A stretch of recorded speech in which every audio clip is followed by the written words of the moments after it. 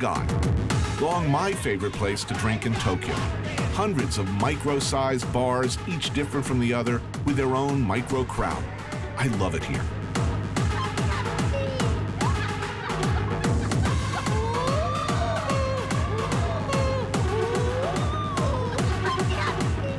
No, actually, I've never been here before. Maybe I have, I don't know. This place is one of Masa's favorites, Bar Albatross. A few seats, strong drinks, the definition of a hole in the wall.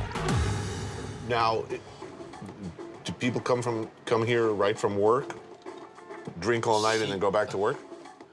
仕事終わってすぐ来られて。やっぱ多いのはサラリーマン。Oh, salaryman. Salaryman? Would a salaryman bring his wife here? あ、それは奥さんっていうわけじゃなくてですよね。奥さんのが。なかなか。So, look, in America, the bartender is like a priest. So you come and talk to them? I can tell him all of my problems, and I could behave very badly, and he will never talk, ever. This is the contract. Okay. Absolute confidentiality. Do I have that kind of arrangement here now? こっから出さないようにしてもらえますかって聞いてますけど。あ、そういうことですね。それはもう秘密を守ります。So I have his implied guarantee of total security. Yep. So if I came here with some dinosaur riding hoe in a bikini, What then? it would be. I'm. まあ。No, you don't have to ask. It's okay. Oh man, this is a great country. Every chef I know wants to die here. Is that about the food? Because the food is awesome. And because I think all of us understand that we don't understand anything about Japan. And I totally don't understand the porn here. What way? Why is it okay? You can't somebody with a penis, but you can with an octopus tentacle.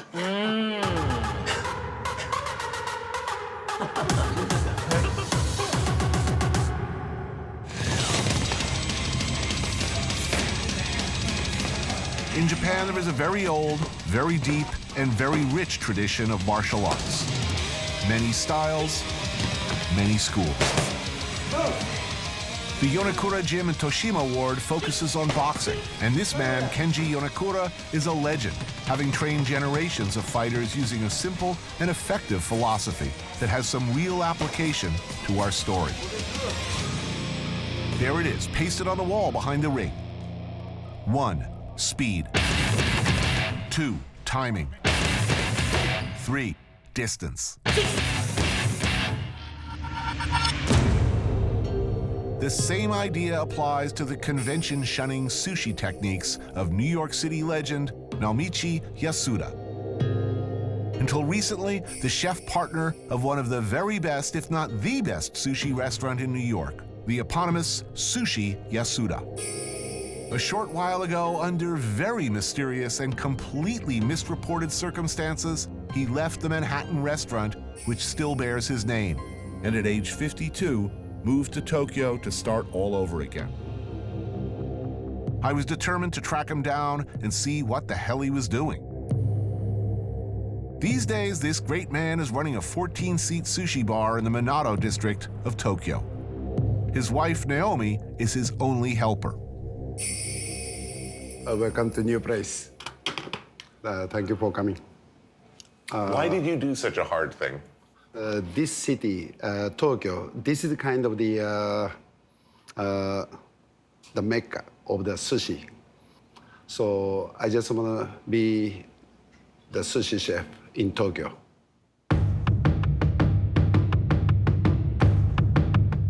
Yasuda is a friend, and my master in the sense that he's taught me pretty much everything I know about sushi over the years.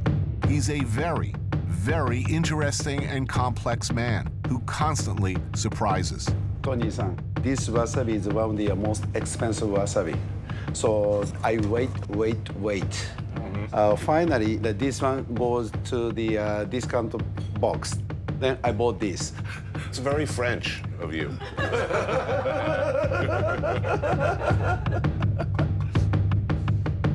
So many things separate Yasuda-san from other Japanese sushi masters. The most noticeable is his hands. they're huge. Look at the knuckles, enormous, from years of pounding cement walls during repeated daily practice in Kyokushin karate. He first trained and competed in Tokyo. And when he came to New York, he continued to practice. Often in underground bare-knuckle matches where you fight until someone gets beaten to the ground.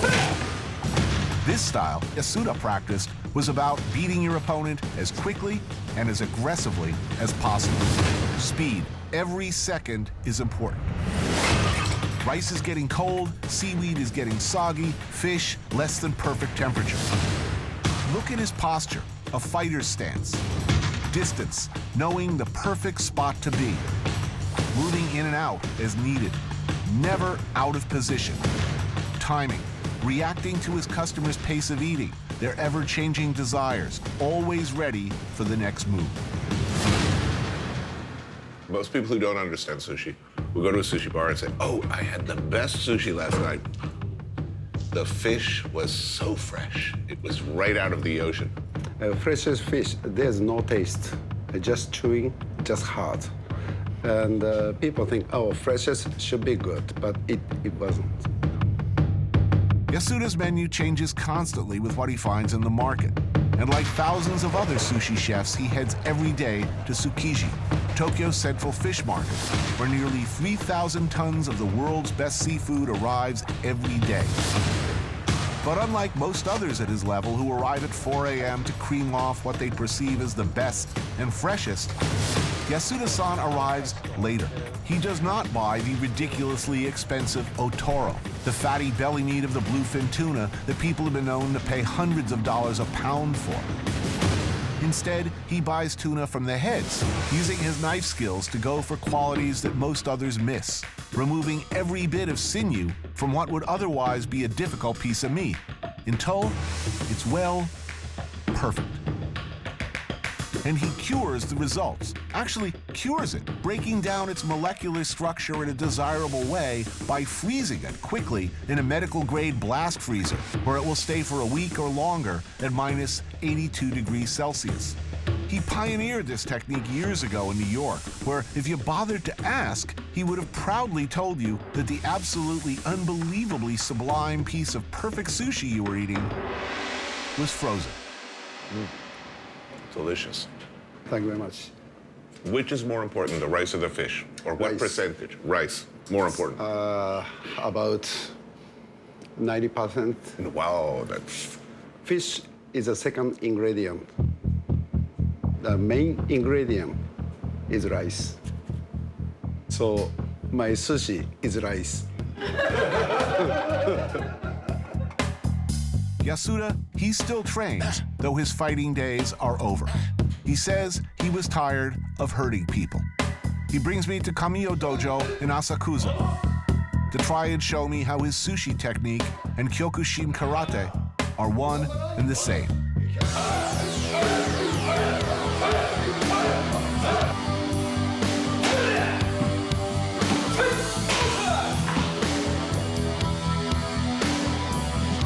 Nobuyuki Kamiyo, the master.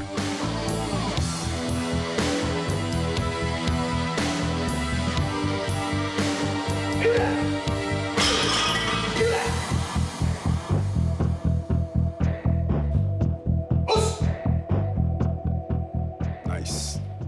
Many of the people ask me, what's the point between the karate and the sushi? But this movement is so much good for the when I make the sushi because of the stance. The other different type of the karate, the stance is a little bit more upper. So this karate is a stance is a little bit more deep. This. So standing in front of the cutting board, little bit of the deep stance and movement, deep stance, and the body move this and watch to the vision from left to the right, white focus. Move this, move this.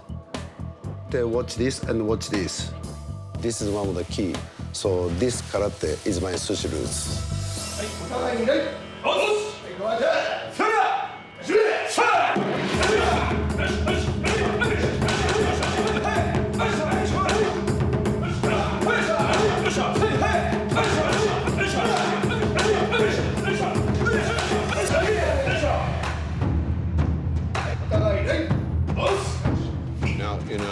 show tournament, 2-minute round, 2-minute round. and the result you're looking for is points. Point or knockdown. But 2 minutes fight or 1 minute fight, that's most hardest.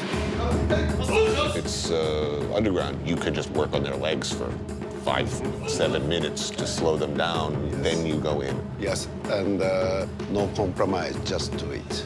Whatever may happen, no excuse. See the result, good or not. If it's bad, try again. Don't give up. Right. This is my sushi. Perfect.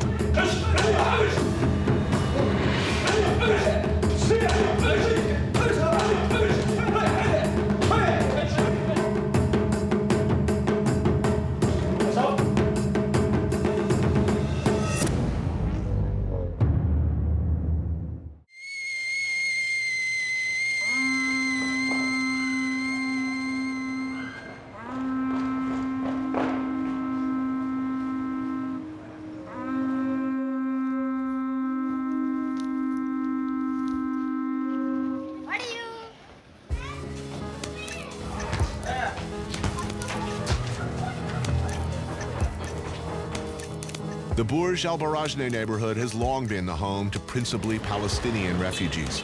But more recently, it's become a refuge for Syrians fleeing the barrel bombs of President Assad on one hand and the predations of ISIS on the other.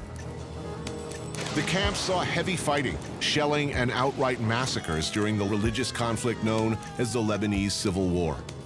Everywhere you see posters representing a full menu of political factions and affiliations, from Assad loyalists to the PLO to every flavor of extremist. It's either a jihad of victory or martyrism. Do you know of any other place in the region where all of these groups are coexisting within a confined space? It is stunning to be walking down the street with high-heeled short skirts and vast amounts of red wine flowing, and then drive straight into an extraordinarily conservative, predominantly Shia district, the Hezbollah district, which is effectively run by what the US calls a terrorist organization. It is kind of mind-blowing. I am not a geopolitical expert. And as much time as I've spent in this part of the world, I've spent nowhere near the amount of time this guy has. Nick Peyton Walsh, CNN senior international correspondent. Most of the groups here are now more terrified of those sort of crazy Islamist radicals across the border in Syria than they ever have been of each other. What would you call this neighborhood? What is it? I mean, it's now one of the kind of very mixed refugee areas that Beirut has. Close to 2 million people from Syria alone. Yeah. That's a hell of a lot to be absorbed by a tiny little nation of, what, 4.5 million? It's just loads of people, far too many people with nowhere to go. You see it in how the cell phones don't sometimes work the way they should, how people have to ship water into their own homes. That's part of bad infrastructure, but it's also just the sheer demand on resources.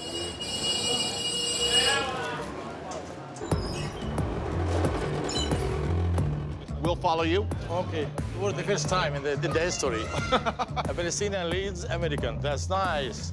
Don't let the neighbors know about that. Yes. In Syria, Mr. Najam was an English teacher. Needless to say, he had at one time a better life back there. I came from Syria after the civil war started there. Yeah. We know Lebanon has many problems, sectarian problems, and we don't want to add more problems for those people. But what can we do? We live here in this camp. Imagine the situation here. It is unbearable.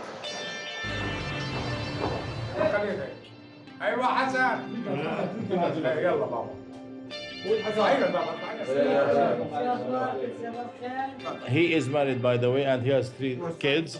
Look, in spite of his bones, he works, you know, in construction. His family bought this wall in order to protect us from the rats. Yes.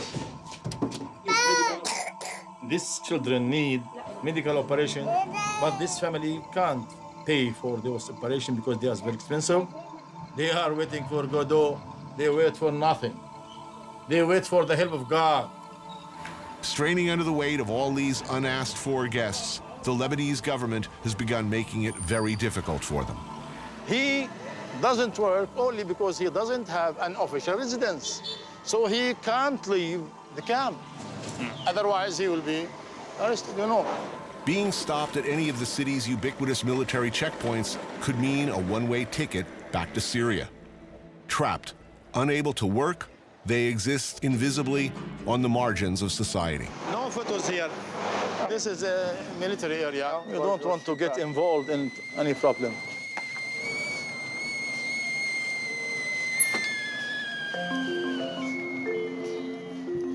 Syrian food? This is Syrian. It is called the 7 countries. It consists of many kinds of vegetables, 7 kinds of food. Palestinians in Syria, most of them are well-educated. Doctors, engineers, lawyers, teachers. But here now, it's the opposite, right? Here in Lebanon, even if you were a doctor or a lawyer or a teacher, you can work only in the camp. We don't know how to go, where to go. To go back to Syria? No can do. To cross the sea? Can't. Suppose that the Lebanese authority collect us and throw us away to Syria. What is going to happen? We have no area in the world. We have no place in this universe. We belong to nowhere. Nowhere.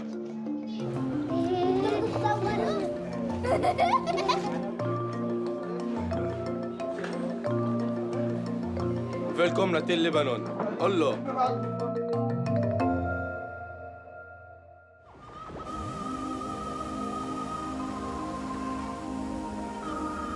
Once known as the Paris of the Middle East, Beirut still clings to its glamorous 1960s image. A chic tourist destination where you can famously ski and go to the beach all in the same day.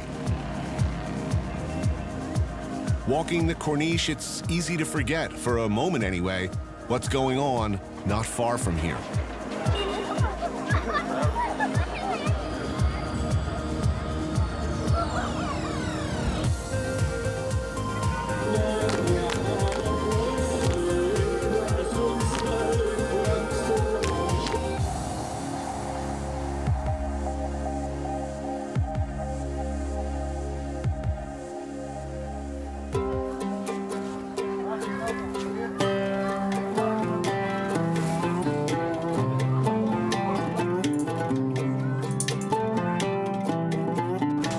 All the people who live here near the coast, they prefer to spend the Sunday outside their houses. And this is one of their traditional places. This is the way I live all my life. Mo is a local security specialist on assignment to keep, well, me and my crew safe from harm.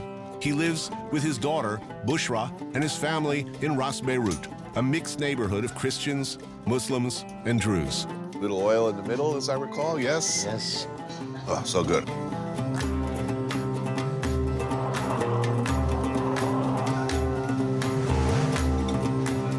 Very good fish. I miss this country. I really did. You have been here before? This is my 3rd time. Whoa. My first time was 2006. Ooh.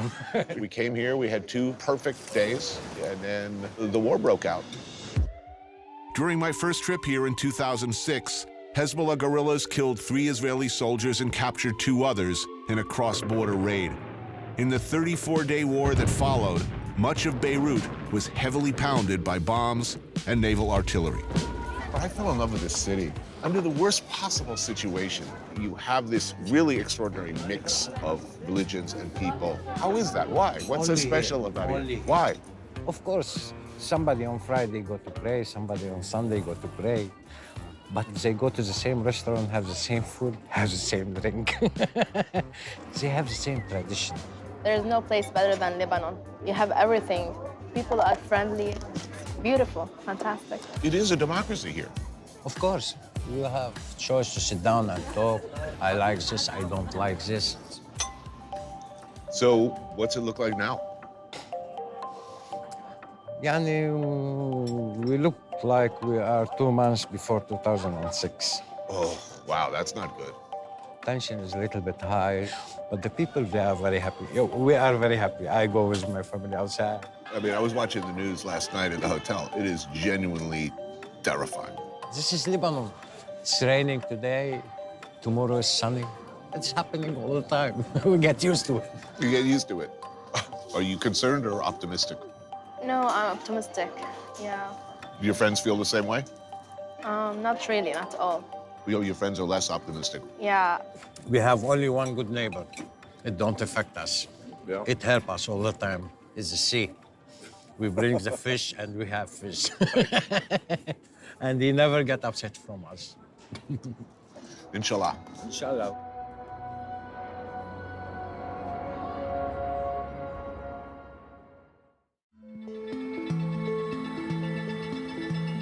When in Lyon, one can't help but see a line from there, from the rustic dishes of the farm in the Bouchon, to here, the classics of the great tables of Europe.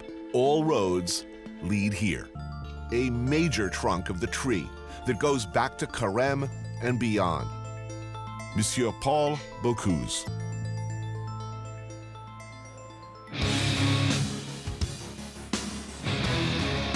The Brigade. The way it is done and has always been done since Escoffier instituted a military-style hierarchy into the kitchen, where the only acceptable response to any question or any command is "Oui, chef." This is the Special Forces, the SAS of cooking. And these cooks live to avoid, under any circumstances, disappointing their comrades, the hierarchy, or Monsieur Paul. Danielle worked here, and so have many, many who have gone on to run their own celebrated kitchens. Hello, comment ça va? Vous allez bien? In the 70s, as a young wannabe cook, I managed to lay hands on a French copy of Paul Bocuse's classic cookbook, La Cuisine de Marché. And I gaped with wonder at the photos, struggled to translate the descriptions of dishes so fantastic I was quite sure I'd never, ever in my life cook, much less eat. Paul.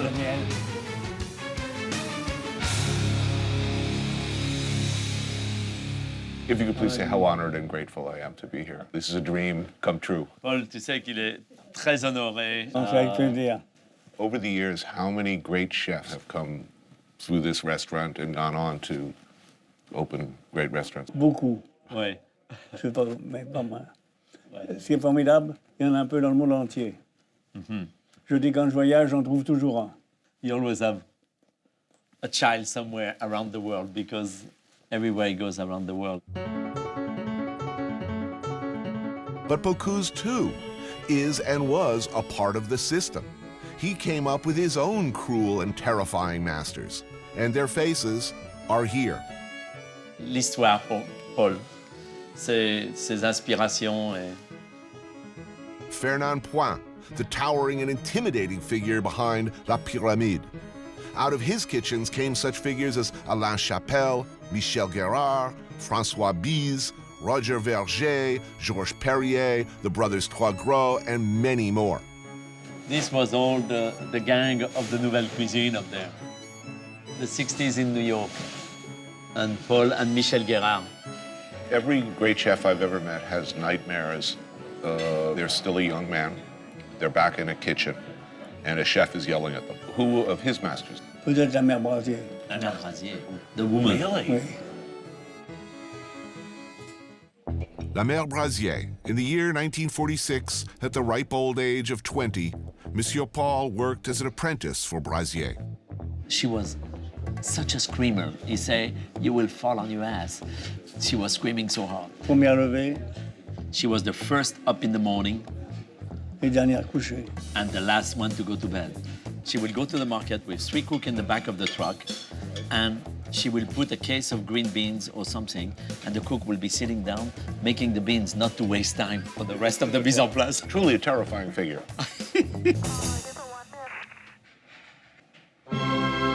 Truffle soup, Élysée.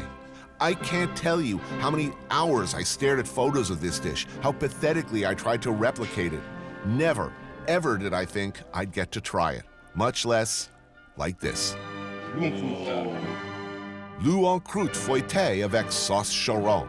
Sea bass with a tomato béarnaise sauce baked in a meticulously crafted millefeuille crust. This is a great moment. Ils ont que 3 caméras. Yeah, you only have 3 cameras? Or... The fish is filled with a delicate lobster mousse, chervil, and tarragon, then wrapped carefully in pastry. Notice, please, the careful and expert tableside carving and service. Nous, ça fait 50 ans qu'on fait les mêmes plats. He has been making the same thing for 50 years. Paul has an amazing respect for classic. A pot au feu, the peasant classic. Tony, get closer. You were totally sending me every one of those pictures, by the way. Wow, look at that. This style of dish goes back long before cameras, but it's perfect. Is there a more perfect assortment of colors and textures? In this one, a somewhat more luxurious version. Beef shanks, flank steak, oxtail, veal shanks, chicken, marrow bones, beef ribs, leeks, carrots, turnips, fennel, and parsnips, all stewed long and at low temperature, then served with its own deeply rich broth. Think is enough for the 2 of us? And then this. Oh my God. Messieurs, le lièvre à la royale.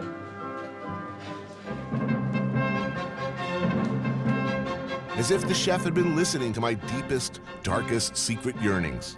The legendary lièvre à la royale, an almost completely disappeared, incredibly difficult preparation of wild hare. The animal is first slowly cooked, then coated by a sauce of its own minced heart, liver, and lungs that has been thickened with its own blood. After more than 6 hours of preparation, the hare is served as the chef prefers, whole on the bone. The rich, glorious sauce finished with truffles and chartreuse, napped over and over until it coats like richest chocolate. Absolutely the lost ark of the covenant of cuisine ancienne. Everything great about cooking is encapsulated in this dish. We will continue all over the world to make cuisine of Paul many generations to come. Forever. I will never eat like this again in my life. Chef, merci. J'étais très heureux de vous recevoir. The meal of my life. Today, I was treated to the greatest hits of a glorious and fabled career. For the first and probably the last time, I sat next to the great man himself, and Danielle and I were served a menu that chefs will look back on in 100 years and smile at appreciatively, sentimentally, respectfully.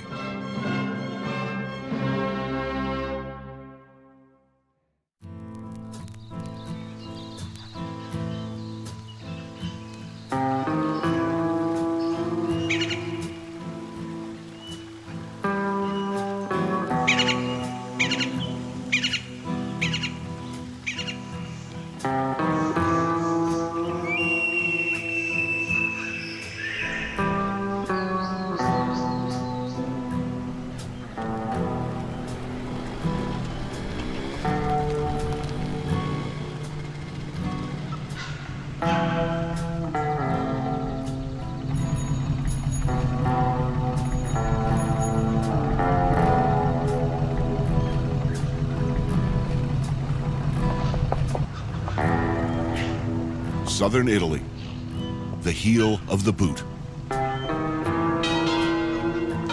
Remote, vast open spaces. The red earth here has a magnetic pull.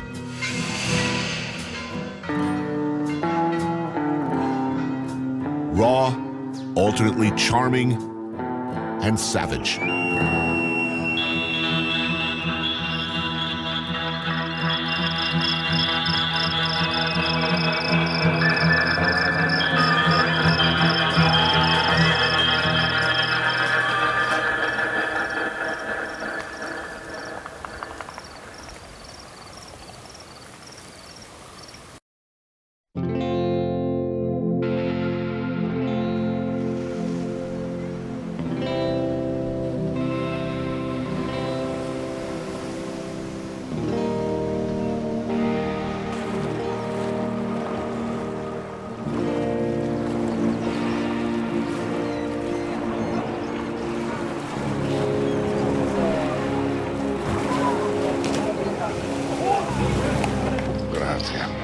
Now, in the annals of food,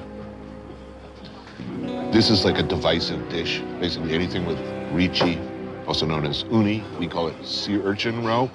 This is truly one of the greatest things on earth.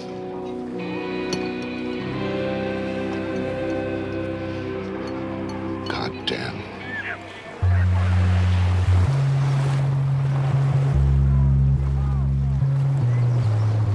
Despite its uncanny beauty, southern Italy's Puglia and Basilicata regions are some of the least populated, least visited, least known parts of the country.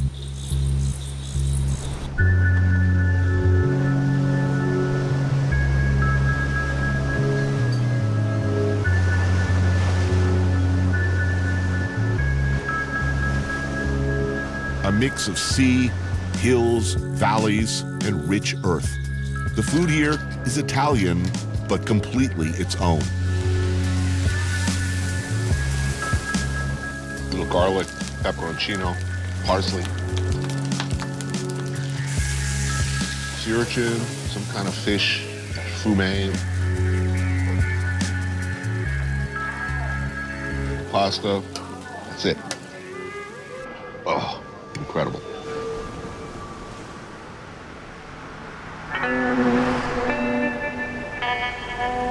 Never been to this part of Italy before. A lot of blue here. Light browns and ochres and white. I don't know, you just look at this place, it demands a big space. As I walk around, I'm always humming with these Ennio Morricone scores. For a few dollars more, Once Upon a Time in the West.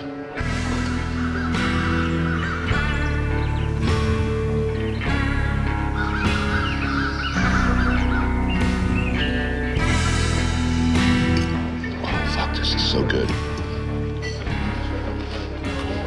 Sort of meal that makes you want to start smoking again.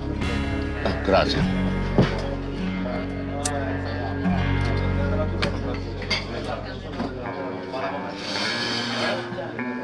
Oh, God, that's good. Jesus.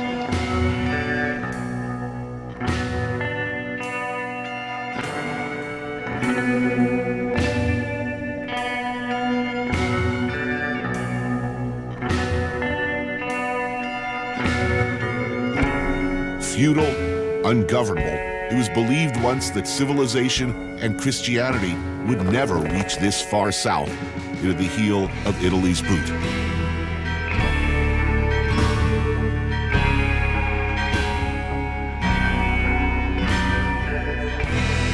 A lawless land filled with folklore and tales of spirits and possession. A blood soup of Christianity and paganism.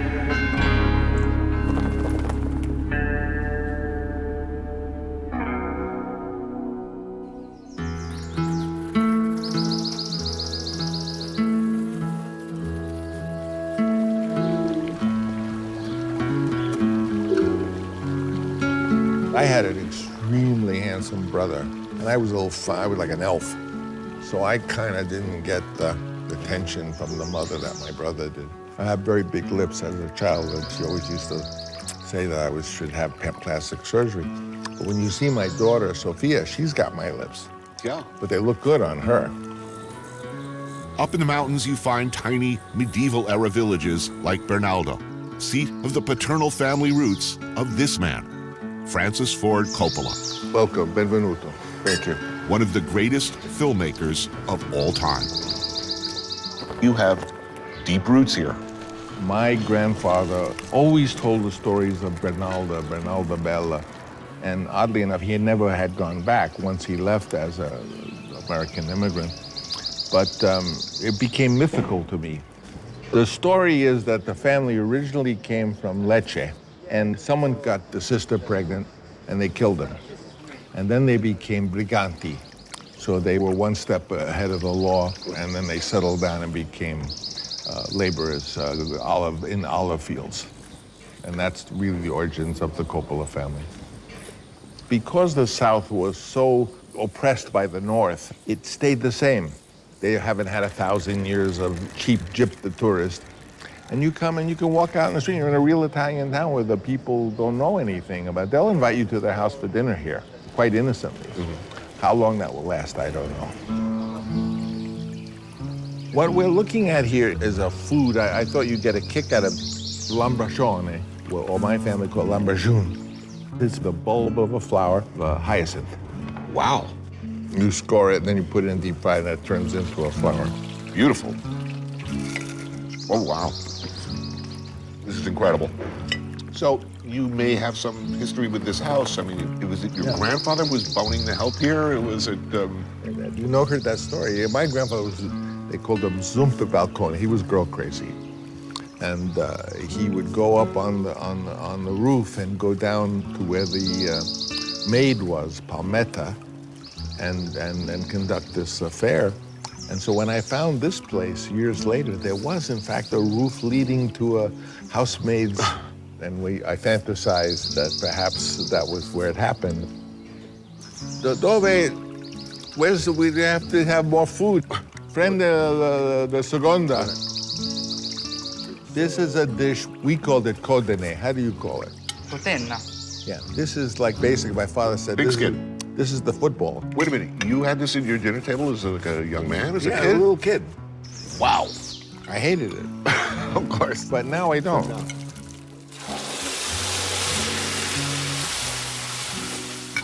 Oh, so good.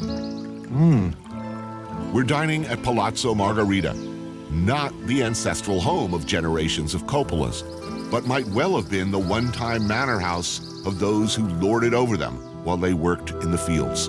During Mussolini time, every town had a podesta, the official of the fascist party. And this family was the podesta. Oh. The ladies here were so, snobby. I mean, we are low-class Italians. They were more high-class Italians. It took years and a lot of money converting the once grand but decaying mansion into a boutique hotel. When you bought this place, is there a sense of vengeance?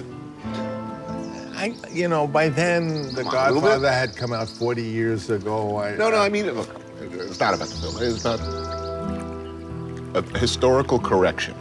There's a saying, you know what Italian Alzheimer's is? Do you know what it is? You forget everything but the grudge. This is the only internal garden in Basilicata. I don't think any of the normal people had ever been permitted to visit it. Right. So I was happy that normal people were going to be here. The Godfather was a weird experience in my life because it was so much more successful than I could have ever anticipated, so that I became well known around the world in ways that was almost embarrassing.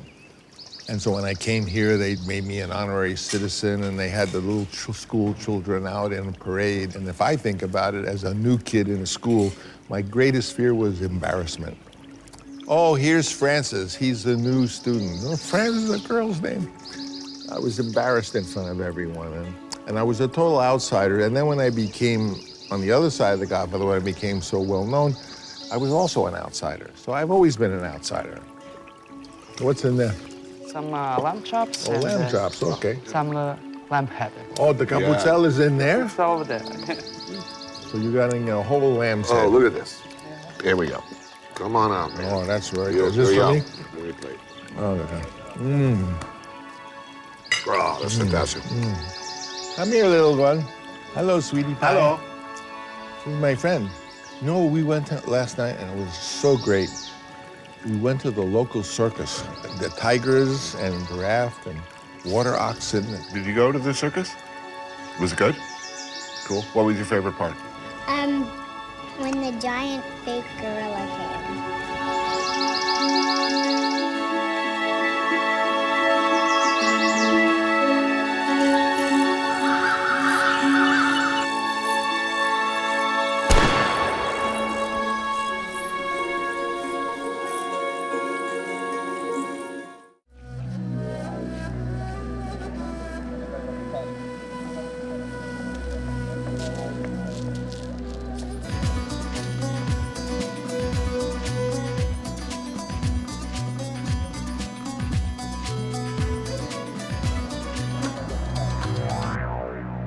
Holy Week, or Semana Santa as it's called, observed all over southern Spain with a seriousness and a fervor you might not see elsewhere.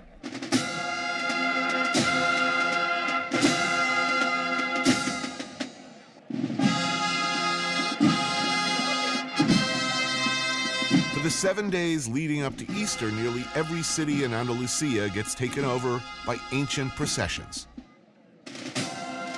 To an outsider, it's an impenetrable montage of confusing yet deeply evocative images. Figures in dark hoods loom up from every direction. Smoke pots of incense, candles, religious imagery, and the crowds. Flashes of Goya and Velázquez, dimly remembered impressions of the Inquisition.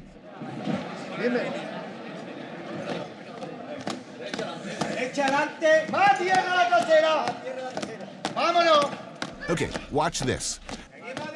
These guys got to get their painstakingly crafted, massively sized, and incredibly heavy and cumbersome float through the door, down the steps, and out into the street. But the women who escort the Virgin, they wear candles to light the whole way to the cathedral. Pedro is another of Fuen's brothers, the youngest, and when not working for an IT company in Ireland, he does this. He carries crushingly heavy religious floats. They're called castelleros, and they devote months of training to this. Man, that thing's huge. Yeah, they're moving, it's huge. And this is very heavy throne. The Virgin float, about 3,500 pounds total, and precise dimensions that have to make it through the door just so. The bearers have to kneel,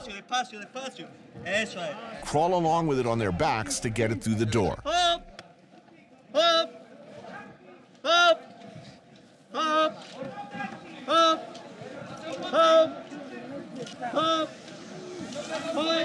And the main event. Ready, set, up.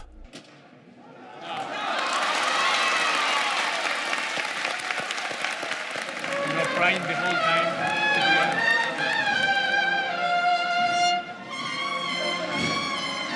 The music.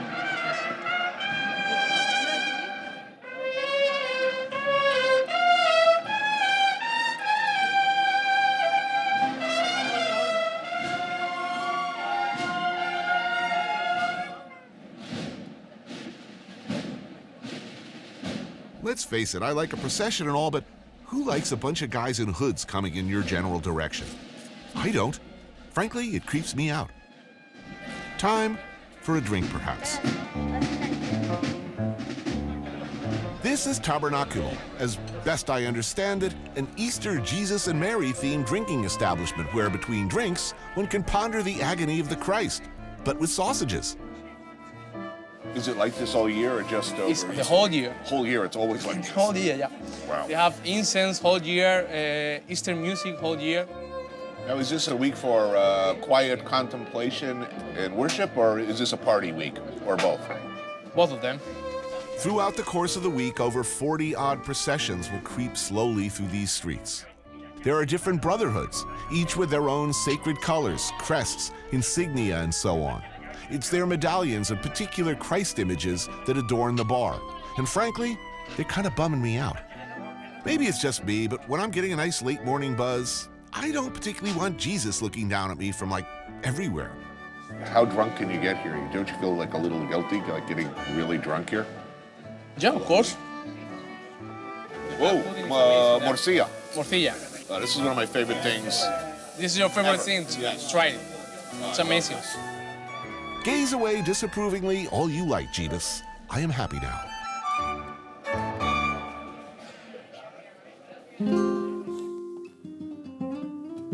Overlooking Granada, the hillside of Sacramonte is riddled with caves, many of them older than anyone even remembers. Spanish gypsies, or gitanos, have lived here in caves turned homes like this for hundreds of years.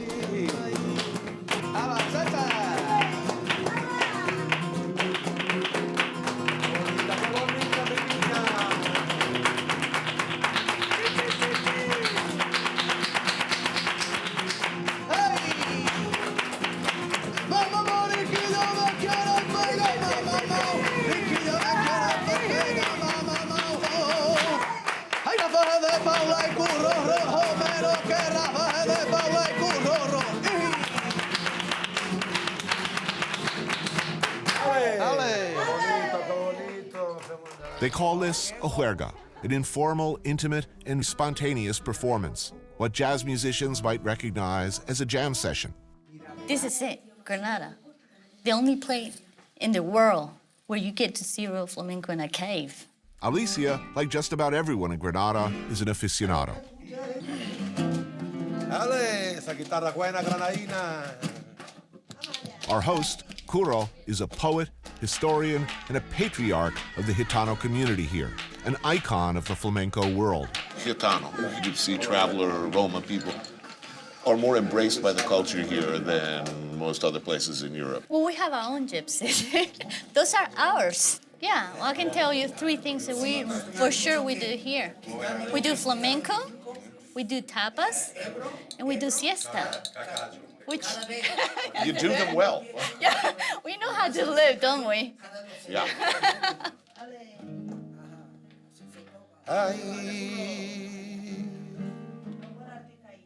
Ay, adiós Granada,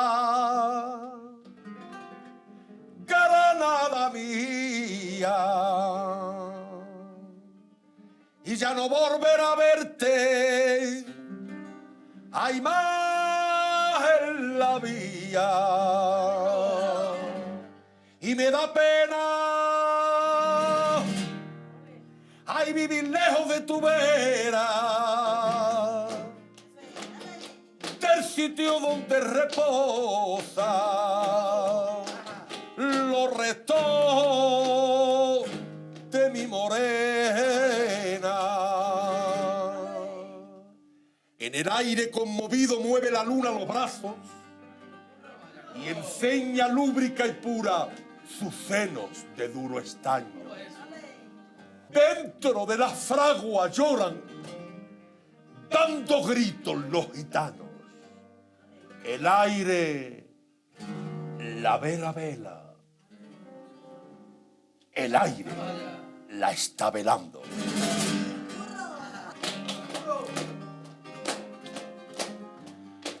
Y como quiere, gitana, que te quiera. ¡Ay! ¡Ay, ay, ay! ¡Tata! ¡Ay, tata! ¡Ay, tata! Y empújala al columpio, y empújala al columpio, y empújala al columpio más. Empújala al columpio, y empújala al columpio, y empújala al columpio más. ¡Ale! Vamos a tomar una copita que hay 100 años para vivir, para dormir, para follar, para todo. Temperamento puro, son la sangre que nos hierve a los gitanos, ¿has visto cómo es? Tiene 16 años, le voy a llenar. Hacemos una música que es desde nuestra raíz. No se hacía preparado para echarlo a los espectáculos. Era una música que se cantaba dentro. Tanto en la pena como en el llanto, como en la alegría, nosotros cantamos. They dig deep for their material here. It means something. They're telling you something about themselves. What is the word? Duende. Duende. What is duende? I've heard it. What? Duende, el artista llega a lo sublime. Is it an emotional state or a technical? No, tiene que ser pasión. Se queda en éxtasis. Entonces pasa mucho cuando estás enamorado. Y es enamorado, pero no eres correspondido. Is unhappiness necessary for great art? Es necesaria para hacer un trabajo magnífico. Ooh, they didn't even have to think about that. Tienes que sufrir en ese momento. Luego también sale muy bien cuando estás agustico. And then you perform very well after a couple of this. Right. I may not have duende, but I have Valentine's. Viene el duende cachondo. Es un duende más cachondo. Cachondo. I know that expression. Wait a minute. Ew. All right.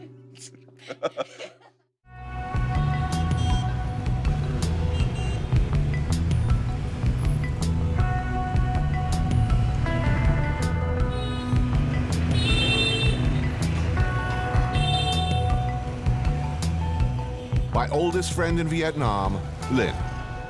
Originally assigned to translate, to guide, to escort, and to report on me back in 2000 when I first came to this country. Lynn, how are you, brother? My brother. Good to see you. His responsibilities to his employers have never been an impediment to our friendship. We meet at Zuyen An, where you pick your own seafood out of the tank and you cook it yourself.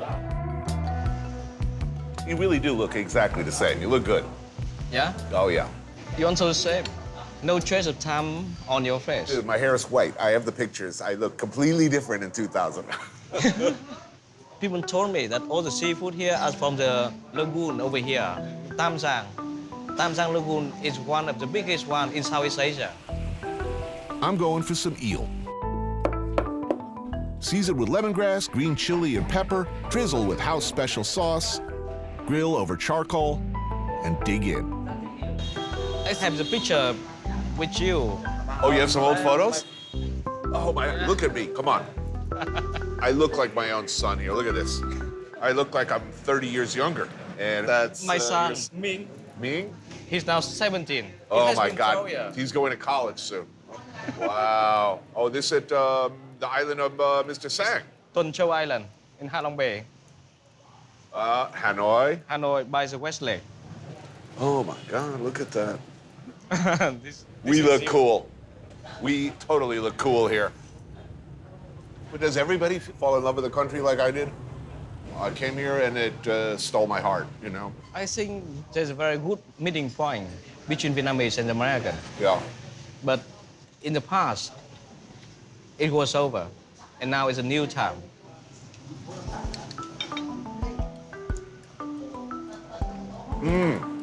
Wow, that's great. Dude, that's pretty spicy. Perfect with beer. It stimulates more drinks. Lobster from the South China Sea. Give it a nice haircut tableside, and it's perfect. Sweet? Sweet. Just like I remember back in Nha Trang. Oh, yeah. Well, I'm a sentimental guy, Lynn. Sometimes at work, I try to be serious, and I just think about work, but I don't know why. When I meet you, I just think about drinking and getting something good to eat. One more cheer. Good to see you again, my friend. It's been a long time since my old friend and I met. A hell of a lot of road with this guy.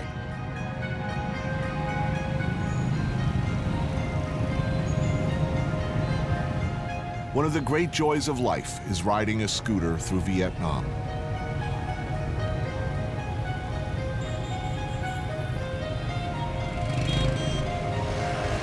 To be part of this mysterious, thrilling, beautiful choreography. Thousands upon thousands of people, families, friends, lovers, each an individual story glimpsed for a second or two in passing, sliding alongside, pouring like a torrent through the city. A flowing, gorgeous thing. As you ride, you not only see but overhear 100 intimate moments in miniature.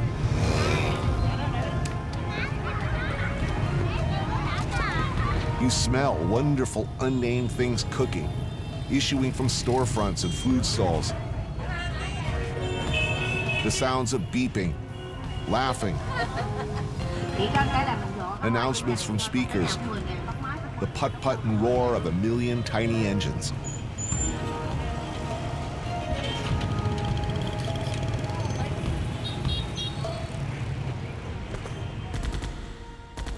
Hui's place in history, long regarded as the heart of the imperial dynasty, changed forever during the Vietnam War.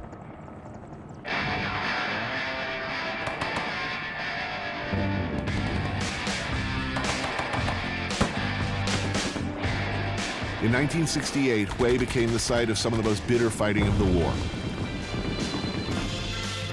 During the Lunar New Year, the Tet holidays, when usually there was a cessation of hostilities, more than 100 cities all over South Vietnam were attacked by the North Vietnamese and VC. Hue quickly fell. You have seen these images. It was footage like this that turned finally a great part of the American public against the war.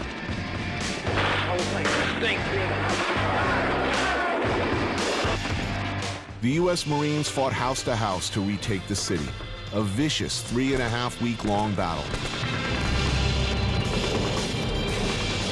Eventually, artillery and air support were called in. The city was saved, and of course, largely destroyed in the saving. The civilian population caught in the crossfire were equally devastated. The North Vietnamese, to their enduring shame, had, while controlling the city, rounded up anyone seen as a potential enemy and either disappeared them away into unknown prisons or killed them outright. Most notoriously when they massacred almost 3,000 people, rolling them, many of them still alive, into mass graves in and around Hue. Duc knows full well the horrors and heartbreak of that time. In his memoir, Where the Ashes Are, The Odyssey of an American Family, he captures the terror of a 9-year-old boy, the son of a high-ranking South Vietnamese civil servant, caught up in the nightmare of war. Where were you in 1968? I was at the place where it's now a hotel. My parents were staying there. We were staying there. It was surrounded during the night. We didn't even know. My father looked out the window, just thought it was South Vietnamese soldiers. Everybody was surprised. In those days, we thought of the war as something happening out in the battlefields, in the mountains, out in the countryside. And all of a sudden, you come here and there's the flag of the National Liberation Front. And to see that was a complete shock. So we stayed for a week in the basement, and the American soldiers came. By that time, they had marched my father away, the North Vietnamese soldiers. We didn't know where he was taken to, and we had no idea whether he was alive or not. My mother went out to the mass graves when they were discovered, and she saw the bodies in there, and she's like, I can't go there and look for him.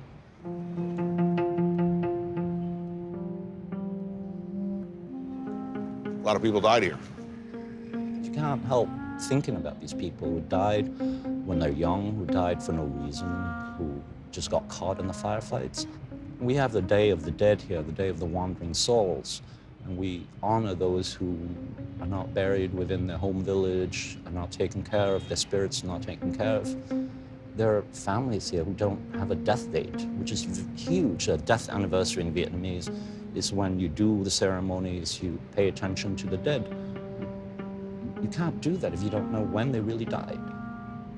You just assume those people are just never liberated spiritually, that they are stuck in that space. It was like that for my father.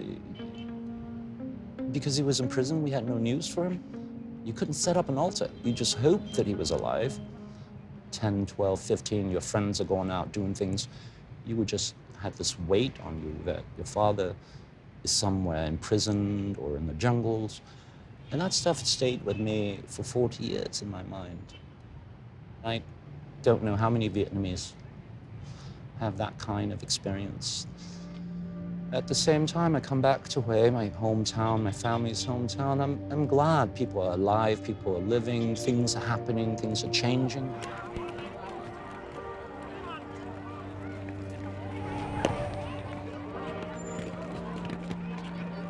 We need to let the country open up and let the people have a moment of enjoyment, have a better life. I mean, obviously I'm an outsider, but it just seems to me as a casual observer, you could pretty much survive anything. That's what my brother reminds me when I used to get all upset about things happening in Vietnam. He said, look, it survived 4,000 years. It will do okay. And when you ask me to be hopeful, I'm hopeful because it's a young country. It's a young population that's energetic, and that drives me, that gives me hope, that makes me young, that makes me want to believe in this country. And this town, such a wonderful place to be.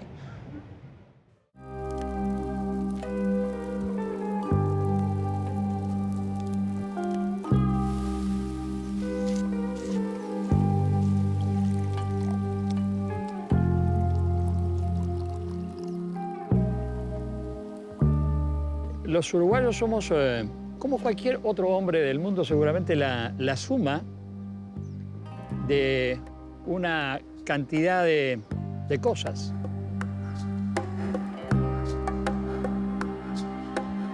Desde hace mucho nos identifican, entre otras frases, con una que dice que aquí en Uruguay, naides es más que naides. O tal vez sea la expresión de un deseo. Por tanto, ese sentido de que tenemos que tener todas oportunidades y ser iguales nos viene como en el alma también.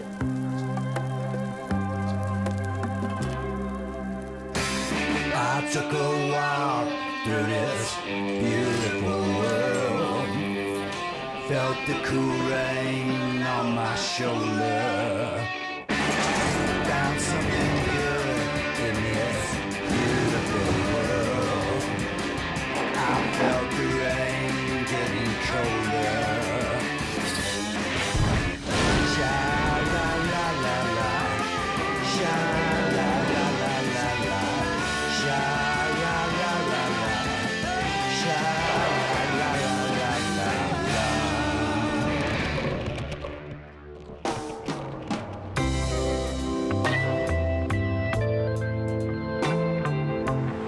I've been here before. This coastline. This city. I was looking for something then. But instead, I found this. Uruguay. The tiny, underappreciated South American country tucked between Argentina and Brazil. Only 3 million people live here, half of them in the capital city of Montevideo. I love this city. I love this country. I mean, there's a vibe here that just, it's unlike any other place on the continent.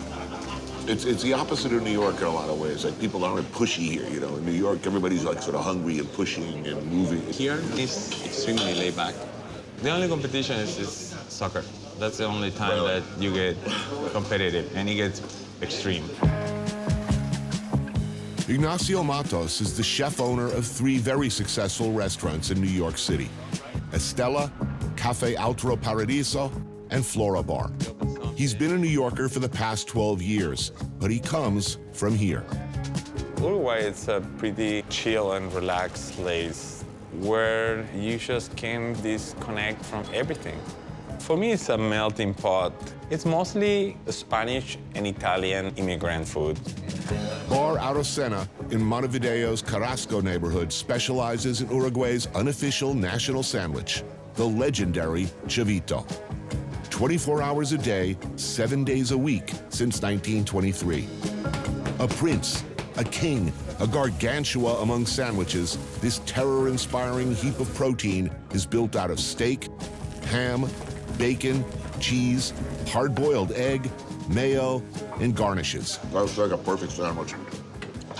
Now, last time I was here, I have to admit that after about 6 days, I would have killed somebody for a vegetable. I mean, I didn't see a single... You're gonna feel like that very soon. Nacho, as he's called by nearly everyone, started his career at the age of 17 with the master of fire and burning wood, Argentinian chef Francis Malman, and stayed with him for 10 years before moving to the U.S. Working for Francis Malman, I felt at home. They were just a bunch of outsiders that they found a place where they belong, you know, finding this new culture and, like, new flavors. How often do you come?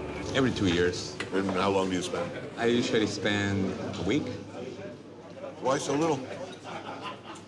We live in New York. You know what I'm talking about? Yeah, I do. I mean, I love it here, but it's, you know, you have to commit to get here. But, you know, you were born here. You spent your childhood here. Do you feel the way I feel about this place? It is special, right? I think it's special, but I'm so far detached from it. Right. But I can go back to that and I can just connect. Well, we'll see. Over the next few days, we'll see whether you can just slide right back in. Oh, we will. Oh, we will. There's no other way out. There's no other way around it. You have to.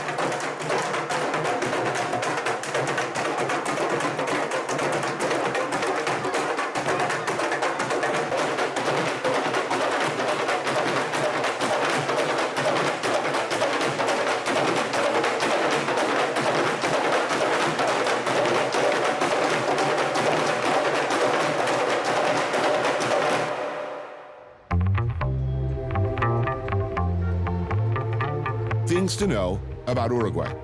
It's progressive. Weed is legal. Abortions are easily accessible. Gay marriage, universal health care, free education, including college. And democracy is no joke here. 96% of eligible Uruguayans voted in the last election. Compare that to barely 60% here in the US. There's something really special about this place. You like it? It's really one of my favorite countries. It's really amazing. Many Uruguayans could say that it is the worst place of the... A lot of it, that's weird. Some of the Uruguayans I've spoken to are very ambivalent about the country. I like it, but, you know. And this I don't really understand. I meet Karina Novarese, a journalist and editor with the newspaper El Observador at Escaramuza Cafe and Bookstore. I think this thing that Uruguayan has that is kind of pessimistic and is always sometimes complains too much about what we have comes from before, 1930s, 40s. And after the Second World War, the Switzerland of the Americas, as they used to call us. There are few reminders of colonial days in Montevideo, but plenty of evidence that this is the chief city of a dynamic and progressive country. It was a pretty cool society. Healthcare was free, cradle to grave, education also free. a very big medium class. That is very important for Uruguay. Right. That began to change after the 60s and 70s. One could say that the prospect of socialist or, God forbid, communist movements in Latin America in the 60s was an area of great concern for the U.S. and its more authoritarian-leaning allies in the region. So the emergence of the radical national liberation movement, known as the Tupamaros, was cause for alarm at the CIA. A lot of things happened in the 60s in the context of Latin America. A lot of students, young people were very active in politics. They weren't the low classes, as you could say. Right. They weren't the poor people who were doing this. These are middle-class kids and highly radicalized. Yeah. At the beginning, I think they really thought they could change the system. With covert and overt support by our country, a state of emergency was declared, and a right-wing dictatorship grabbed hold of the instruments of power, launching a period of repression that lasted from 1973 until 1985. Supported and often guided by CIA officers, trained in what we call these days enhanced interrogation methods, some of the most brutal bastards in the ugliest military juntas on earth crushed minds and bodies in cells across Latin America. What kind of people were finding themselves swept Especially up? teachers, professors from university. Troublesome intellectuals. Sometimes lawyers or... Something like 3 to 5% of the entire population had gone through the prison system.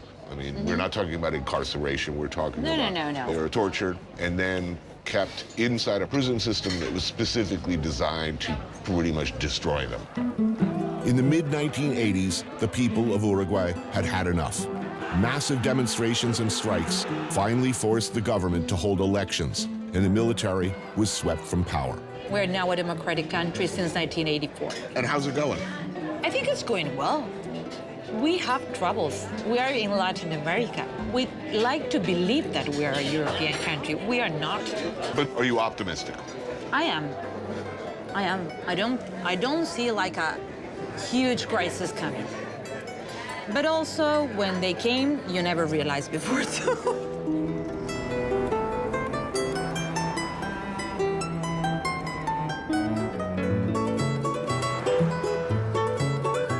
When people think of this often overlooked little country, if they think of it at all, they tend to think of it patronizingly as Argentina's little brother. Not so.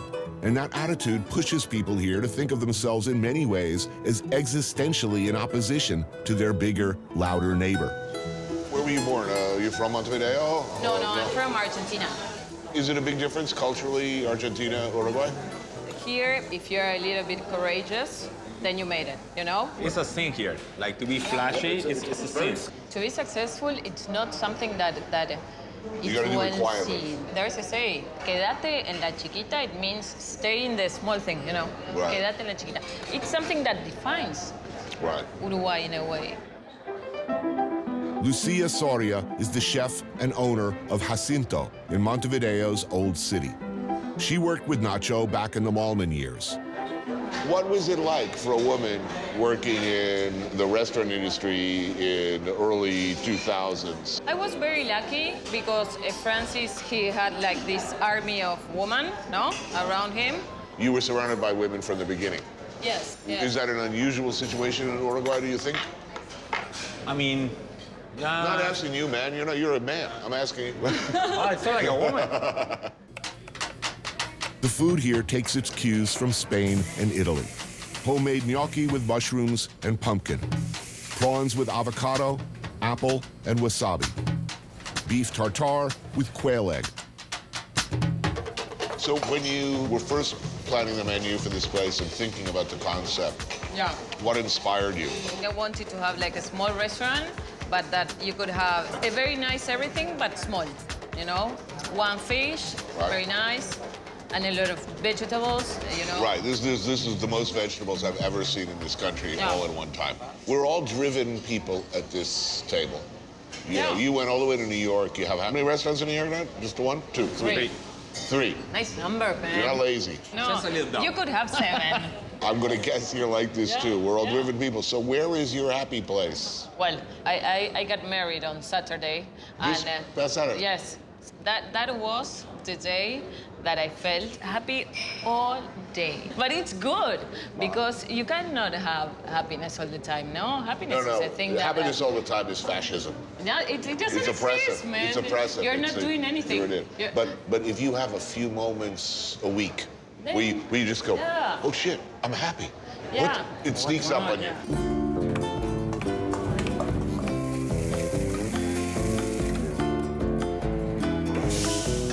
Which is more satisfying, eating a good meal or cooking a good meal for somebody you really care about?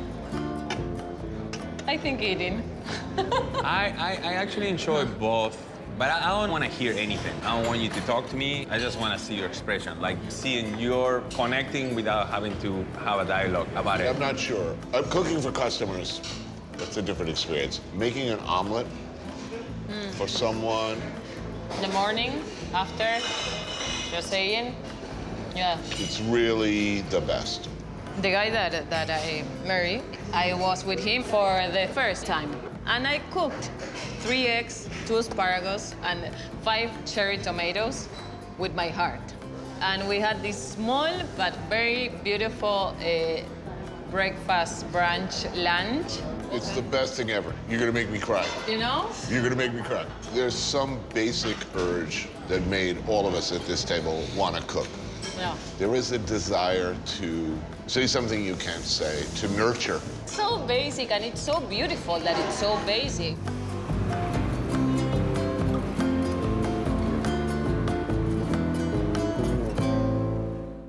It's one thing to have to work outside in this wintry mess, but it takes a strange and wonderful kind of mutant to actually find it pleasurable. Like, well, these two gentlemen. Do you like the cold? I mean, by you, I mean the Quebecois. It cleans the streets of Ebola. The cold. Yeah. The frigid cold keeps the riffraff out of the city for sure.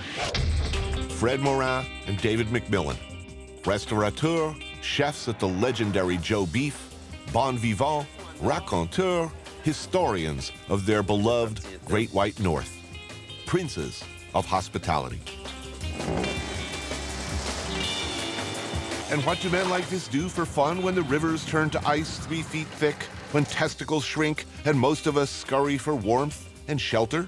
If they were like so many other Canadians, they would go ice fishing on the St. Lawrence River. The cabin fever induces in the Quebecois family, because we are confined, perhaps, to spend so much time indoors. A lot of the families love to do, activities together like this. Go to the cottage, go ice fishing, it's like gets you out of the house, and it's very much a family thing. Like many of their ilk, they'd seek one of the temporary small towns of sled-borne cabins, drill a hole in the ice, and wait. But these are not normal men. So is Quebec better than the rest of Canada? Obviously. It's not that, yeah. I mean, sure. Come on. You didn't have to think about that long. No. Now, wait a minute. Now, are strippers paid hourly here? Is that right? It's not a tip system? It's considered an art, a performance art. It's considered a performance art. So how does that work? You don't tip your stripper? You pay per song. You pay per song. You pay per song. Yeah. And then you can get a dance in the back, which is a private dance, and that's $10 a song, $5 a song in public. That's why I go to prog rock strip bars, because the songs are super long. And I'm a bit cheap, I go for the King Crimson lap dance. After a suspiciously stunned-looking fish emerges from the deep, previously roof-and-alled by an eager producer, no doubt, it is ignored. Because Fred and Dave do things differently. No crudely fried fish and breadcrumbs for these large, living 19th century men. Oh, whoa, holy shit, look at that. Instead, a hearty lunch of French classics, accompanied by many fine wines and liqueurs, as befitting gentlemen of discerning tastes who've exhausted themselves in the wild. So this is how you live? Well, more often than not, yes. We always have to travel well and eat properly. We're drinking a natural white wine, Prieuré Rock. White Burgundy. These are Glacier Bay oysters, as well as there's a couple of Beausoleils thrown in there. They're delicious. In my prized possession, those little Fred's Alsace. wonderful Alsace glasses. Yeah. But the funnest part about the restaurant business, isn't it, the cutlery? Just the spoon is absolutely gorgeous. Fred has a wonderful collection of tableware. Without getting, snobby or elitist, the eating off vintage tableware is one of the great joys out of life. Well, this is the interesting paradox of you guys. On one hand, you aspire to run a democratic establishment, Opital, and yet you are hopeless romantics when it comes to painful nostalgics. The art of living, right? Yeah. What the? Sustenance is required. Holy, look at this. Like, say, a consommé of oxtail to begin, followed perhaps by a chilled lobster à la Parisienne. The art of dining is kind of disappearing, much to our chagrin. I work super hard at being an excellent dining companion. When seeking excellence in a dining companion, what qualities does one look for? I turn my phone off. I never put my elbows on the table. Really? Of course. Come prepared with stories.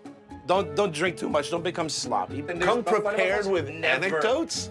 Absolutely. No elbows on the table? No, it's not proper. I'm a total failure as a dining companion. What is that? What's that, you ask? An iconic Escoffier-era classic of gastronomy? Oh, look at that sauce. Holy crap. The devilishly difficult lièvre à la royale, a boneless wild hare in a sauce of its own blood, a generous heaping of fresh black truffle, garnished with thick slabs of foie gras, seared directly on the top of the cabin's wood stove. Oh, damn. Look at that. We're in a wooden shack, over 3 feet of ice, and 100 feet of water. You are hopeless romantics, gentlemen. Oh, Jesus, look at that. Oh, the seared foie is perched atop an ethereal suspension of Joel Robuchon-inspired potato puree. Of course. This is Cornas from Reynard Vineyard by Thierry Allemand. Nice. Oh, it's wonderful. Yes, it is. Really, is there a billionaire or a despot anywhere on earth who at this precise moment is eating better than us? No. No. Look at that. Époisse, Saint-Marcelin. Cheese. There must be cheese. In this case, a voluptuously reeking époisse, who some less hardy outdoorsmen might call overripe, but not us. Oh, this is awesome. Look at here.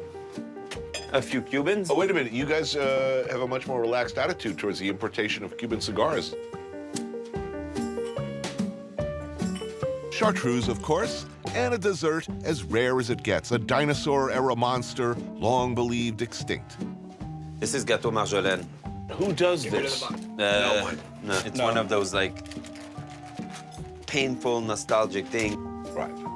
Layers of almond and hazelnut meringue, chocolate buttercream. Oh, my God, look at that.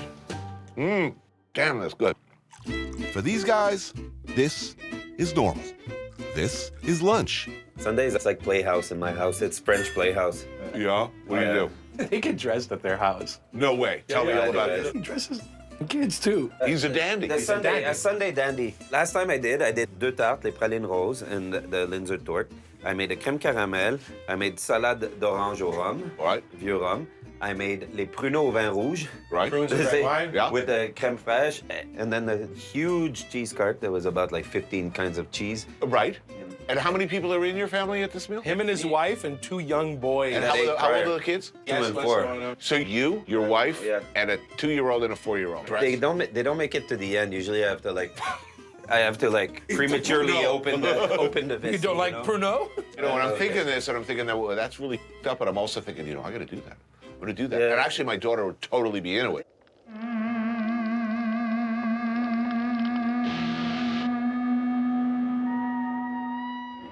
Once every few decades, maybe every century, a nation will produce a hero. An Escoffier, a Muhammad Ali, a Dalai Lama, Joey Ramone. Someone who changes everything about their chosen field, who changes the whole landscape. Life after them is never the same. Martin Picard is such a man. A heretofore unencountered hybrid of rugged outdoorsman, veteran chef with many years of fine dining experience, renegade, innovator, he is one of the most influential chefs in North America. He is also a proud Quebecois, and perhaps he, more than anyone else, has defined for a new generation of Americans and Canadians what that means. He is an unlikely ambassador for his country and his province. But maybe not so unlikely. I mean, look at him, out for a day trapping beaver with local trapper Carl. No? So the bait is wood? Yeah, they just heat the bark. They eat the bark? Yeah. No, I understand. In pioneer days, beaver was the financial engine of Canada. Yeah. Empires were built on it. Every hat practically in the world was made of a beaver pelt. That's why today it's the icon of Canada. To a lesser extent, the tradition continues today. Carl continues to trap, usually called on by provincial officials to trap beaver and clear away dams and control what could become a destructively overpopulated situation. Yeah. Ah oui. Hello, my little friend. This is a young one, and those are the one we want to eat. What would you compare the meat to? Is there anything like it? That's the thing, you know, there's nothing like it. You know, when you eat beaver, you understand that it's beaver. Martin, along with an encyclopedic knowledge of fine wines and an inexplicable attachment to the music of Celine Dion, is a big believer in honoring history and tradition. If you still trap beavers, you should, if at all possible, cook them and eat them, not just strip them of their pelts. And as incredible as it might seem, you can cook beaver really, really well. Beaver tail, on the other hand, is not actually beaver at all, rather a quick spoon bread type of thing that in our case goes somewhat awry during an inadvertent inferno.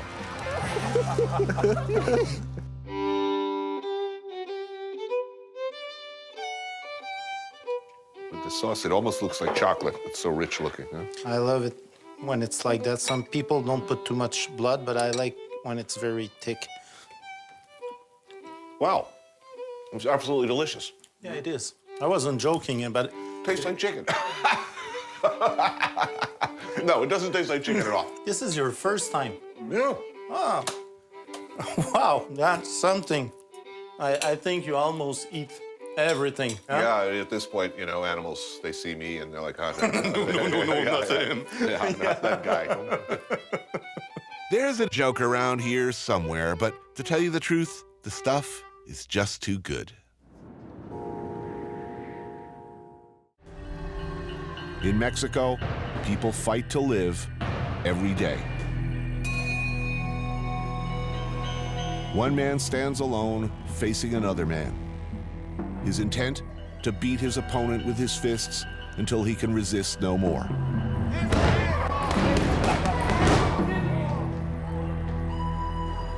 A match, yes, but more accurately, a fight.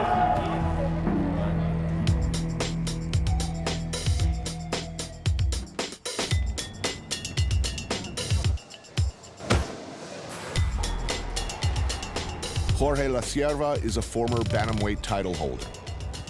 With his father, Jorge Sr., and his son Alexis, he trains aspiring fighters in this gym in the Santa Anita neighborhood of Mexico City. He knows that these young men, like generations of boxers everywhere from other neighborhoods like this, are looking for a way out.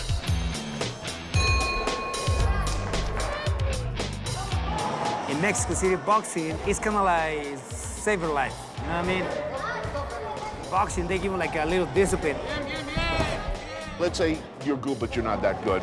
Can you make a living just being a contender? No, but a lot of fighters, they try to make it.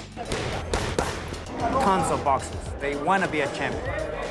So everybody wants to be a champion? Everybody. Everybody wants to get for the big shot, but you know, it's just one. Those are bad odds. The history of boxing is not kind. I mean, most managers and promoters, they don't really give a shit about the fighters. They don't. They use them up, but at the end, they leave a guy all broken down, no money, and scrambles brains. We just like a prostitutes. You know what I mean? In this area, what are your options? If you drop out of high school?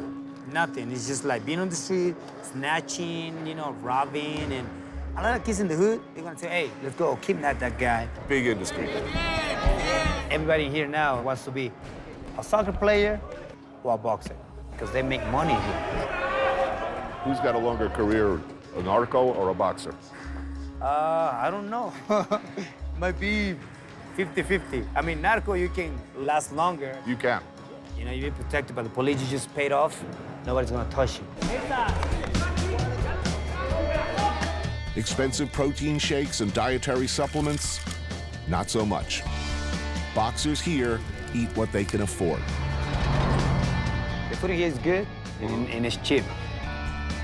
You know, in Mexico, there's no middle class here. You're either poor or you're really, really rich. I mean, it's a crazy thing.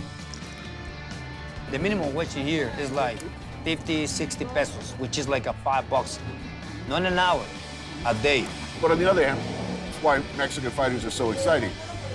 They're hungry. Exactly. We're hungry.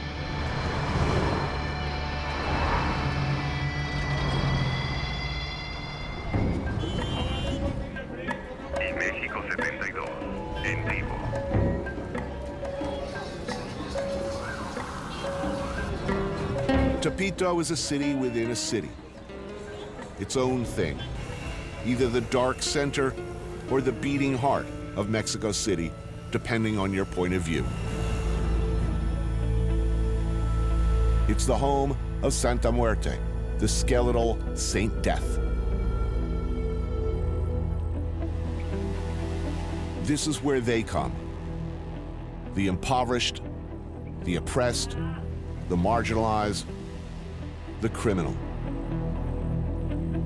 People for whom the traditional church has less relevancy. For the unforgiven and the unforgivable. For those on whom the Catholic saints have turned their backs, there is Santa Muerte. This is a place, and Santa Muerte is a saint that accepts everybody. Death to my enemies written on a votive candle. Let's face it, we've all prayed for that at one point or another. Tepito is a poor neighborhood for sure, and a tough one. A center of commerce, both above board and not.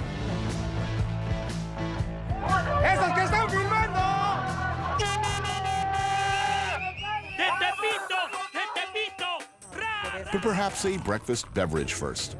A michelada. One giant beer with lemon, chili powder, salt, and Maggi sauce.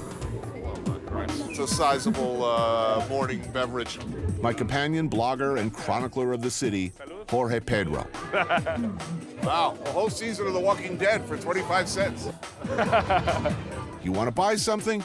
Tepito's got it. Looking for some cheap underwear? Pirated copies of Man vs. Food seasons 1 through 5? This is where you find them. So this all seems very wholesome. I mean, you know, where could I buy a gun, some heroin, and a prostitute? I was looking forward to that. Let's say that Tepito has many layers. Right. And we are in the surface. Okay. We are among movies, clothing, families. But I don't think it's as easy as to be candid to ask, where can I get a gun? Probably they will kill you if you ask that. You know San Juditas? San Juditas, no? Patron saint of hopeless cases. Ah, lost causes. It's become very popular in the last years. A lot of good smells here, man. Yeah, a lot of good-looking food. My happy place is somewhere in here. Oh, there it is. Yeah, we already hear migas. Beautiful. La güera. Wherever there's bones and guts simmering in broth, chances are I'll be happy. Writer, sociologist, and lifelong resident of Tepito, Alfonso Hernandez apparently feels the same way. So this is supposed to be a bad neighborhood. This is the best. I love this neighborhood. ¿Se da cuenta que no? Bueno, tiene fama de ser el barrio de las almas. It is known for being the Lost Souls neighborhood. It is called Ángeles neighborhood, like angels being there. But in Tepito, there are no angels, but lost souls. What's the saying? Comer bien, eat well, coger fuerte, enseñarle los huevos al amor. And showing los huevos to the death. Show your balls to the devil or to the death? On the menu, migas. The base comes from boiling cracked ham bones to release the marrow, to which garlic, onion, cascabel peppers, and epazote is added. Thickened with stale bread and leftover tortillas. You got nothing, you make something really awesome out of nothing. The grandmothers had the creativity to taking advantage of the bones of the pigs, and now it's a gourmet dish. Any great old culture where there's poverty, there's something like this. Yeah, by the way, if you're watching this, after you do this, you really got to wash your hands before you touch your dick. Okay? That's a rookie mistake, going to take a piss right after. She's asking you if you liked the migas, if you enjoyed it. Yeah, it's good. Delicious. So these guys have been open for 65 years. All the members of the crew are relative. Is there hope for social change in this country? Unfortunately, Mexico has become the Tepito of the world. Tepito is still the synthesis of the Mexican. Not a lot of upward mobility here. The rich get richer, the poor get ground slowly under the wheel. Eduardo Garcia has hacked his way up the ladder to become chef, owner of the city's hottest restaurant. I grew up in the States. I was a migrant worker picking fruits and vegetables as a kid. My parents didn't earn a lot of money, so I decided to work rather than go to school. The restaurant business, as I well know, ain't no picnic. And in Mexico City, it's particularly rough. Mexico has a reputation where we all know that the country is run by corrupt politics. You have to stand up for what you believe. If you don't, people will run you over. You won't last a minute. I don't let people bully me around. Garcia runs Maximo Bistro with his wife, Gabriela. Here's the kind of extra helping of crap you gotta deal with if you run the hottest restaurant in Mexico City. In 2013, the spoiled daughter of the head of Mexico's Consumer Protection Agency walks in and demands a table when there's, unsurprisingly, no table available. When Garcia says, sorry, no can do, she pulls a you know who I am and then calls daddy and gets the health inspectors in to shut the place down. So your other customers basically started taking pictures of them with their cell phones? Next thing you know, we have the media outside, and this is Friday. Right. Sunday morning, we're front page of one of the most important newspapers in Mexico. Well, it was very embarrassing to the government. And it should be. Because they got caught doing what they do all the time. But if you were not the hottest restaurant in town, if you were just running a cantina, you know, a few blocks away, I would have been. They would have closed you down, and that's that. Right now, a defiant, young, creative generation of Mexican chefs like Eduardo are performing some of the most exciting new cooking anywhere on earth. A mixing of the very old and traditional with the very new. So you worked at Le Bourdain? As a kid, yes. One of the jokes throughout the whole time that I worked is, how old are you? I'm 18. You've been 18 for 3 years. Those are abalone from Baja. Yeah, I told you I love butter. I use it even for some Mexican dishes, and then just some roasted chile serrano just to give it a nice little kick for me. They're finished with lemon and, of course, brown butter. Beautiful. Mmm. Very delicious. Very Mexican, very French. Brown butter, it's awesome. Makes everything better. Of course. I think the most important thing about Mexican cuisine in general, if it's traditional, it's the ingredients. Confit of suckling pig topped with grandma's salsa, an instant classic. How about it? No, you do it like the Mexican way. Pick it up and go.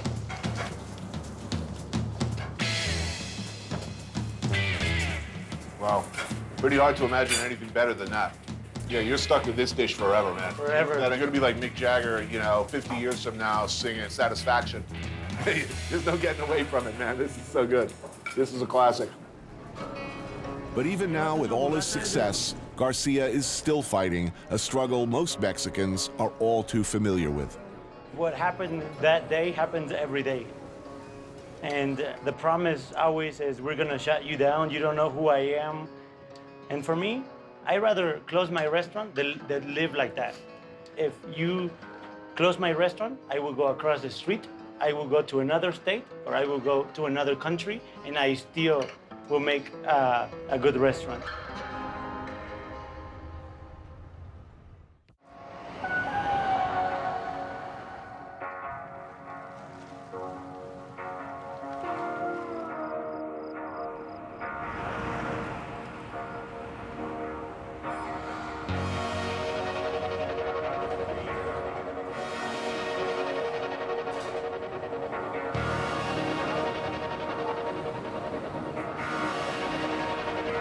So on the basic level, Singapore works in so many ways. Security, your family, education. Housing. So housing. So in a way, you're kind of numbed into thinking that, you know, everything's wonderful. And then you start to wonder after a while, is there another way of life? You know, I think that's the big kind of Singapore dilemma in a way. So is there angst? Yeah, is there certainly there's angst. But I think there's no but outlet for it. So everybody's, you know, like going online. And everybody likes to be anonymous about it. Even online, they have paid the price for it. People have been let go of their jobs, and that's the price that we have to pay. The price may seem pretty high by American standards.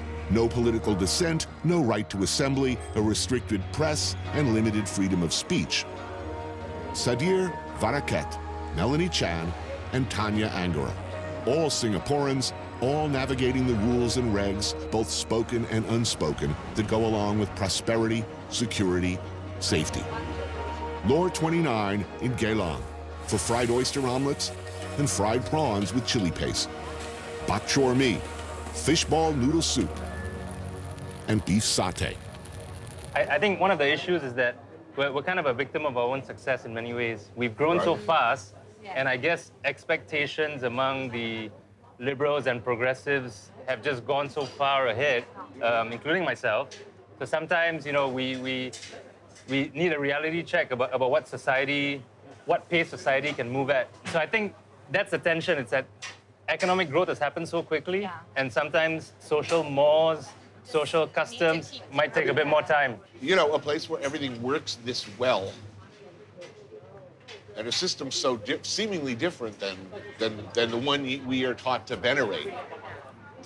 But that's genuinely confusing. So what's the best thing about Singapore, and what's the worst thing about Singapore? I think best things are tolerance and efficiency. But you know, if you just look around us right now, right, you know, there's like a mosque over there, there's a Buddhist temple over there, there are like a bunch of brothels over there, prostitutes walking the street legally, they're regulated by the government, and everybody has kind of accepted this quid pro quo situation. And it somehow works. Okay, you were shaking your head though on something you were saying. No, I agree, but to be feeling so secure and the security of it all, I think that's priceless, you know? It's like, I'll do what I have to do to be able to afford to live well here. I'll work hard, I'll tolerate, and you know, and even then, it's not that bad. When it comes to me voicing certain things which maybe the government doesn't agree with, I feel I have outlets that don't have to be public, right? Okay. And I'm okay with that. You talk about feeling safe. Yeah, as a woman. security, Do you feel respected? definitely. I do. Do you feel that there's parity for women and you are paid and treated as well as men? Yes. Yes, I think so. Yes. You know why? I think that's because of maids. What are maids? Maids, as in helpers. Maids. Helpers. I think you'll find, like, actually, if you look at Singapore, a lot of women are in the workforce. And the reason why that is so is because everybody's got a maid looking after their child at home. So maids are kind of like the opiate of the masses. That's what does it. But an opiate keeps you slothful and laying home on the couch. Exactly. But if you have a maid, you're saying it frees you up to join the workforce. Frees you up, but it also means that my husband now, he doesn't know how to serve himself water. Yeah. He goes, water, like that. Laundry? Sorry? Can you do laundry? No. Lawn what? Really? No. Does anyone here know how to do laundry? We know how to kind do of, it. in theory. No, We haven't the done guys it. do No. because we did 2 years of military service. But the girls are pampered. Oh, please! When's the last time you did laundry? When's the last time you did? My maid was off on Sunday. 4 days ago. 4 days ago? Really? Yeah. What, you sent it to the butler? No. I enjoy doing laundry. Yeah? I live by myself in New York. Yeah. And I have to tell you, maybe it's a sickness, maybe it's a weird thing. I enjoy throwing my clothes into the washer and then moving them to the dryer. It's a process that makes me feel very satisfied with myself. Therapeutic. No. I feel very self-reliant. You know, listening to you people, I got to tell you, I want to like go out and join the Communist Party. It's like bourgeois, man. You're living off the labor of an oppressed underclass. Yeah. I'm gonna start my own cell. I'm just fucking with you.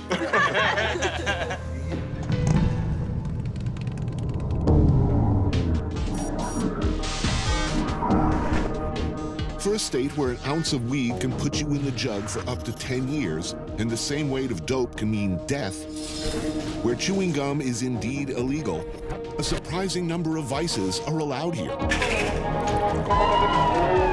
Drinking age is 18. Prostitution is legal, with sex workers getting regular medical checkups. There are casinos and strip clubs. The government seems to understand that, along with a certain amount of repression, safety valves are required. Get drunk, get laid, and you are less likely to be difficult. Perhaps that's the thinking. Or maybe it's just business.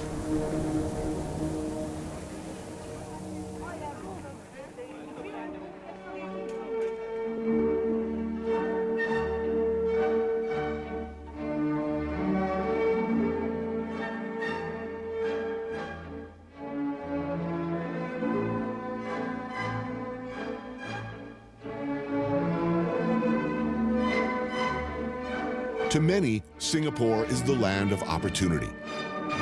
People from all over the world come here to get a good job, to find a better life.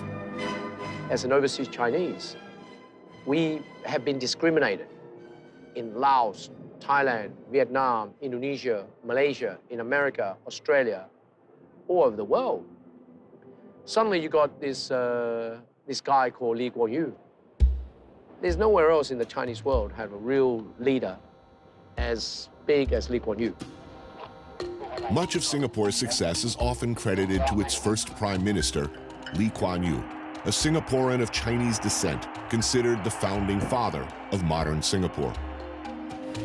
Reigning pretty much unopposed for 30 years, he's responsible for much of the social engineering that holds Singapore together, as well as the favorable economic policies that have allowed it to thrive. Michael Ma arrived in Singapore to take advantage of its business climate, becoming an early pioneer of Singapore's now famous nightlife. Back then, in the very beginning, was it a favorable business climate in the sense that, did they look upon your early efforts generously or kindly, or were they, I'm not so sure about this guy. I mean, how was it? It was a favorable from the beginning. No, Singapore is fantastic. And what time did bars close? 2 o'clock. That's where the opportunity I saw.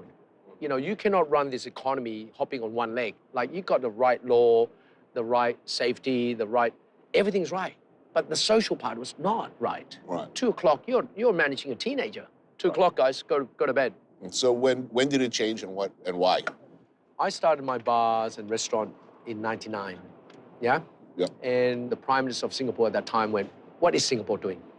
2005, 10, 20, 30, 50. This is before all this. Right. I suggest partying all night type of thing.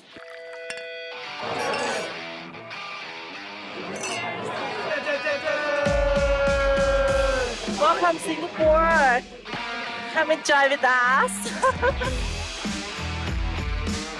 I'm not very smart, so the only way they got me through university is just to throw a lot of parties. You know, I was good at throwing parties, but now I get paid to do it, which is even better.